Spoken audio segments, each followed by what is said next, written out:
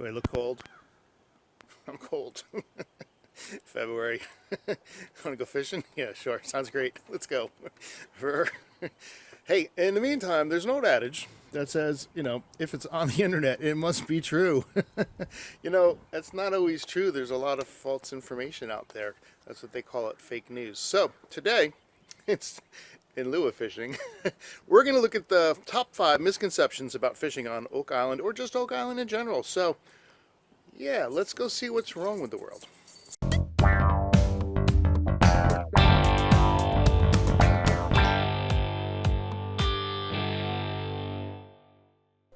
So yes, we are going to take a look at the top 5 most common fishing misconceptions that occur right here on Oak Island. We're not going to dilly-dally. We are going to jump right in. Here's the first one. Puffers are poisonous. Okay, starting in March, which is just a few weeks away, we're going to be down there at the ocean, and we may find a very strange looking and what is thought to be an unwanted fish at the end of our fishing lines.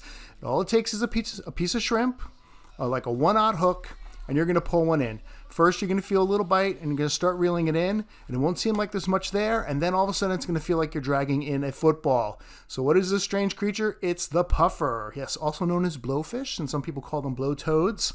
And puffer are often returned to the sea. Most people throw them back. After all, you can't eat those things. They're poisonous. Actually not. Nothing could be further from the truth, and that's why this is our first fishing Oak Island misconception. If you've never eaten puffer, you're missing out. Puffer is silky. It's a silky white meat. It reminds me, it's similar to catfish, and I do like catfish. It is delicious. So that's why this is the big misconception. Puffer is not poisonous. People assume it's poisonous because they confuse it with the Japanese puffer. That's often served as a sashimi. And actually, chefs have to qualify. It takes them 3 years or more of rigorous training before they're allowed to prepare the fish to the public. So if you go to Japan and you want to eat a puffer, make sure you got a chef who can chop it up just right. But next time you reel in a football, think twice before you decide to throw it back. Listen, they're easy to clean. All you got to do is make a slice on the back of the head, and you stick in a fork. Now that skin's going to feel like sandpaper, so just open it up a little bit and then poke the fork right into the back of the meat, or the back of the neck, and just pull it out. And the meat is going to separate from the skin. If it's done correctly, it's going to look like a giant shrimp on the end of your fork. And the guts and everything is going to stay in the fish, which is great. So then you can just take that piece of giant shrimp and bread it and put it in a frying pan, and you can thank me later. So there is your number 1. We'll start with that. Misconception on Oak Island. All right, number 2. Now I think this is a misconception, and you may disagree, but bluefish taste bad. There's no joke that many fishermen apply to bluefish when asked on how it's best to prepare it. And they'll say, well, you place the bluefish on a wooden plank, and then you grill it for 15 minutes, and then you toss the bluefish in the garbage and you eat the plank. All right, it's true that bluefish have a stronger flavor than other fish. Not a mild fish. It's not like flounder or other fish like that. It is stronger, I agree. However, the stronger flavor doesn't mean you should substitute the fish for the wooden plank. The wooden plank is still going to be worse. I think instead there are a few simple things that we can do to prepare the fish, and when done correctly, it kind of makes it like less fishy and kind of will ensure that we never eat another wooden plank again. So, first, unlike other fish, bluefish don't keep well. So that's my number 1 rule there. If I catch a bluefish and I plan to eat it, I do it the same day I catch it. I will do it that evening. I won't freeze it. They don't freeze well. I don't even feel like they keep well after a day or two. They just get mealy and nasty. So eat it fresh. That's number 1. Eat it that night. You catch it that day, eat it that night. Second, as soon as you catch it, bleed it. Because bleeding it, removing the blood, is going to help reduce a lot of that strong flavor from the fish. So to do it, it's very simple. You're going to make a cut between the gills. So turn the fish over, and underneath the fish, between the 2 gills, take a sharp knife and just make a cut there. Right after you catch the fish, it's still alive, cut it right there, and it's going to start to bleed out. You can then take the fish and hold it by the tail and kind of gently move it back and forth in the water and the surf there, and the blood's going to come out, and it's going to attract sharks, but it's going to get the blood out, and that's going to help reduce some of that strong flavor. So preparing the bluefish that way should help reduce a lot of the strong flavor. However, if you want to be overly cautious, some people recommend soaking the fillet in milk prior to cooking it, and that's also supposed to neutralize any strong taste. So you might want to give that a whirl. Some people say leave it on overnight. Of course, again, I want to eat it that night, so I might just do it for an hour or so. I don't do that myself, but I have heard people say that's a great way to do it. So I think a great way to cook the fish is on the grill, minus the wooden plank, or at least not eating the wooden plank. What I will do is I'll clean the fish, I'll gut the fish, and then I will place it on a piece of aluminum foil. And then I will drizzle some olive oil over the fish, and I'll season it with salt and pepper. And then I'll place like whole or sliced pieces of garlic on top of that, fish on top of that, and maybe some fresh spinach leaves. Can I say that? Fresh spinach leaves. And I'll put that on top there. And then I'll wrap the whole thing up, the aluminum foil, and I'll just put that whole aluminum foil with the fish right there on the hot grill. Trust me, you'll want to eat the fish when it's cooked after that, and not the plank. All right, so moving right along, we're going to go to our next misconception. Cannonball jellyfish are venomous. If you've walked the beach, I'm sure you've seen them. They wash up on the shore. They're clear, gelatinous blobs. They're often scattered along the shoreline, especially after a storm. They are called cannonball jellyfish, and they're fairly common. And if you've seen one, chances are you walked around it. Now, because, first of all, they're gross and nasty, and who wants to step on a big gelatinous glob? But also, and primarily because you don't want to get stung. They're jellyfish, and jellyfish sting. But that brings us to this misconception about the cannonball jellyfish being venomous. While it's true that the cannonball jellyfish does produce a toxin, and they release it to catch their prey. However, cannonball jellyfish are among the least venomous of all jelly species. Now, I know what you're thinking. Hey, Sands in the Surf said I can play with a jelly ball and I can throw it around with my kids. And no, hold on. Their toxins can cause sensitivity in certain individuals. So keep that in mind.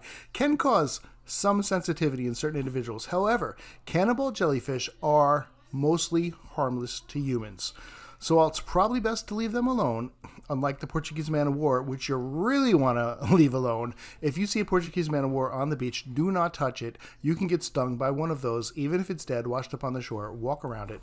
Unlike those, if you accidentally brush up against the cannonball jellyfish, you don't have to pee on your leg or anything to stop the pain. Okay? Bonus misconception. There's no truth to the myth that peeing on a jellyfish sting can make it feel better. So there's that. All right, we are getting down to the last two misconceptions fishing on Oak Island, and this is a big one. The bigger the hook, the better. Okay, here's the premise. If small hooks catch small fish, then big hooks catch big fish. If this is true, then in order to catch big fish, we must use big hooks. There's no other way around it. And in theory, this does make perfect sense to some degree, at least. It is partially true. At least the part about the small fish. In order to catch small fish, you have to use small hooks. That's because small-mouthed fish can't open their mouth big enough to get it around a large hook. So if you want to catch small fish, pompano, for example, is a good example. You want to use small hooks. So, likewise, the opposite must be true. The only issue is it's not. It is a misconception. The bigger the hook, the better? No. As long as the bait fits properly on the hook, you can catch large fish on small hooks. Absolutely possible, and to some degree preferable. And to clarify, we do need to distinguish between what a big fish is and what a big fish isn't. For example, if you're shark fishing, for example, you probably want to have something larger than a one-aught hook. Okay, that's true.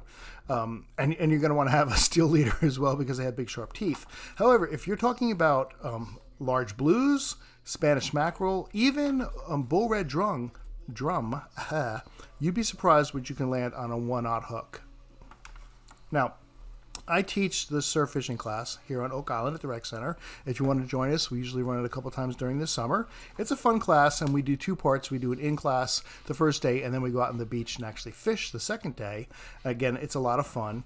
And I can say the number one mistake I see surf fishermen making when they first getting started is they come with too big a hook and too small a weight.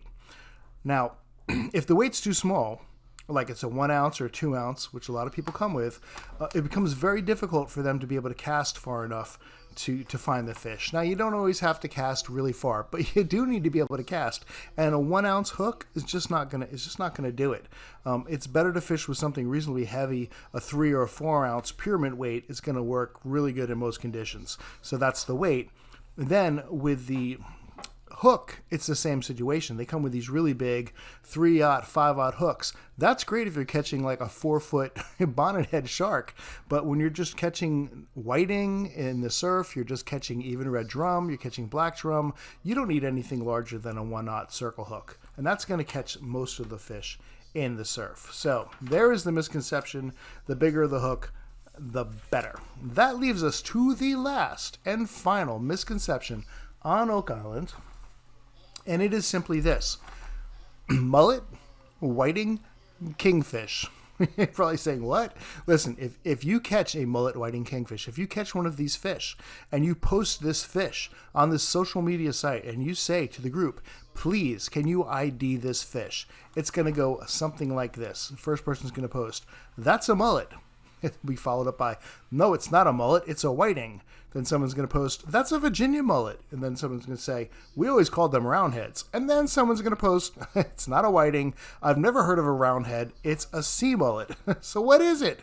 Are all these fishermen wrong? Well, actually, no. They're all wrong, and they're all right. That's because the truth is, it's called a kingfish. So whatever you call a mullet, a Virginia mullet, a sea mullet, they're actually called a kingfish. Now, here's the thing. I like to call them whiting. That's another name. I will call them whiting because if I call it a mullet, people confuse that with finger mullet or jumping mullet. So they think it's a fish I'm using for a bait if I say mullet. But if I say whiting, they know what I'm talking about. If you say kingfish, which is the technical name of the fish, people are going to think that you're crazy if you say, hey, I just caught a kingfish in the ICW. And they're going to be like, what? Yeah, I caught a kingfish off the dock in the Davis Canal. They're going to be like, no, I do not believe you, because when I say kingfish, people think king mackerel, because people call king mackerel kingfish. So is this all totally confusing? Yes, it sure is. So what is the name that should be used? Like I said, I've always called them mullet. When I talk to my son Joshua, Captain Josh, and I go out fishing, if I catch one, I'll say, Josh, I caught a mullet. Look at that. He'll be like, cool. Love mullet.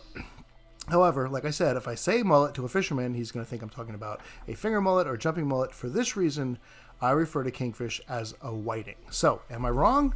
Yes or no? You decide. And those are the top 5 misconceptions for fishing on Oak Island. The last thing I will say is the misconception that you can catch fish in the surf in February. Well, I don't know if it's a misconception. You might be able to catch some fish, but I do know you will have plenty of time to throw the ball for the dog. So let the dog run in February. Come back in March, and we're going to start catching some of those puffer, delicious and yummy. We'll see you out there.